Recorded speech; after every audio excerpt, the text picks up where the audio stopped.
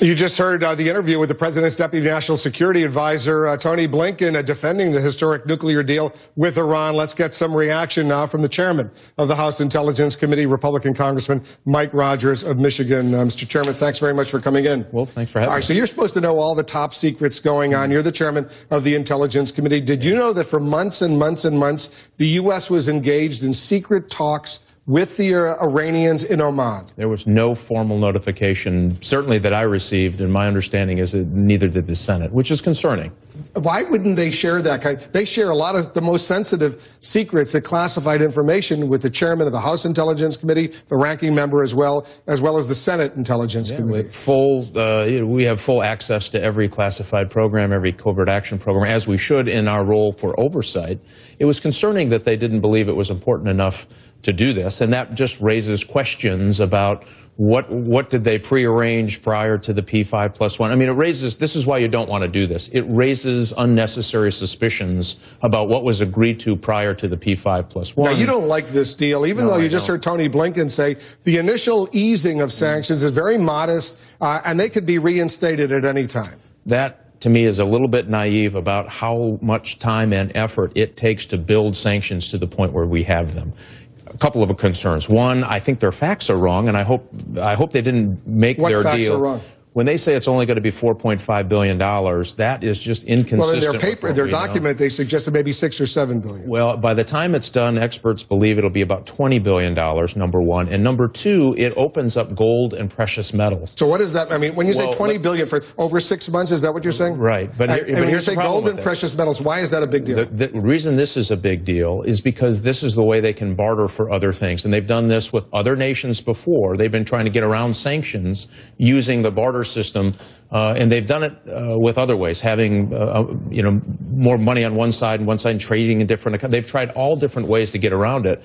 Now it opens up their ability to barter in gold and precious metals. This is a huge pressure release valve for them. And not talking about that worries me. If we ought to know what the facts are of the deal. So if it's a good deal, I'm not talking about trying to sell the deal. You expect the White House to do that.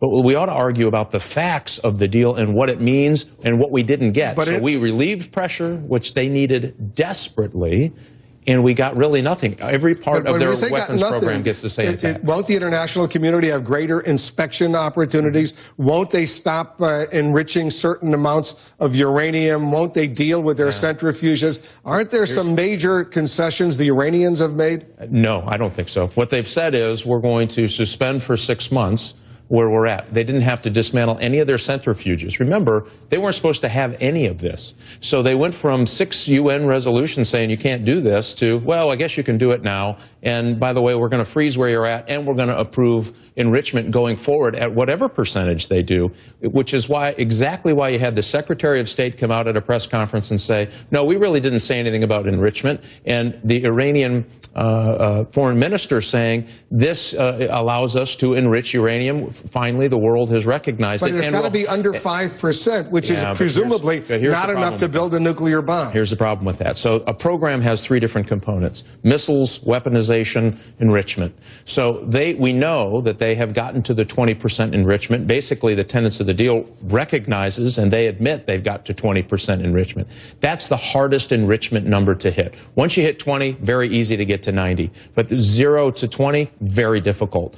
So what we've done is allowed them to do exactly what their intentions were all along, is to get to a thing called the dash. So the dash is putting the whole program together so you have a nuclear bomb sitting on a missile ready to launch. So the argument has been, and the differences between intelligence services around the world, is how long is the dash? So they're developing their missile system, they're developing enrichment capability, and they're developing a weaponization. We think that this allows them to continue with the 2 pieces of it. The missile piece, nothing in the deal affects that. Weaponization, that's the dangerous piece. We know that they've already hit the enrichment number. So what we've said is you get to keep all the parts of your enrichment. We're not going to touch any of that, other than you have to stop doing it for 6 months. Well, what's wrong with testing the Iranians for 6 months to see if Rouhani, the new president, Zarif, the foreign minister, they've got, let's say they have the support of the supreme leader, the Ayatollah. What's wrong with testing to see if they're willing to cooperate? And if not at the end of 6 months, What has the U.S. and the international community lost? Well, first of all, we know that they've been cheating on the program all along. We've certainly established that. We know that how aggressive they are in pursuing surreptitious sites to develop a program. We know that they're very good at that. We know that Rouhani has done a great bait and switch in the previous negotiations, very good at that. Think about what we have just done. We have just told them, you can continue to enrich. We're not going to do anything about your missile and your weaponization sites, military sites. We have just given them permission. That's why Khomeini came out today and said, guess what, gang? They've just welcomed us into the nuclear world. That's a huge problem. So is the only alternative war to use the military option? Because nobody wants to do that. Absolutely not. And matter of fact, that's what's so frustrating about this, the narrative of it's either war or this very bad plan. No, not wrong. We were getting ready to do a third round of sanctions, we being the United States Congress. The president opposed the first round, he opposed the second round. The third round was finally getting to the Iranian elite. So what was happening is finally the elite in Iran, the governing class of Iran, if you will, the business class, was finally saying, we have to decide we're either going to get a nuclear weapon or we're going to financially ruin the country of Iran forever.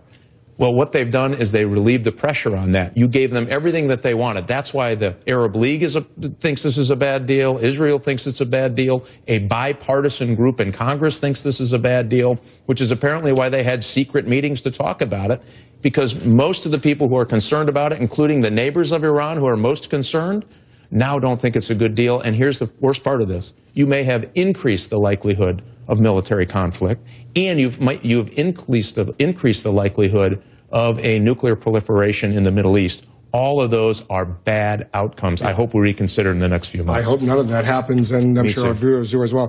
Mr. Chairman, thanks very much for coming in. Thanks.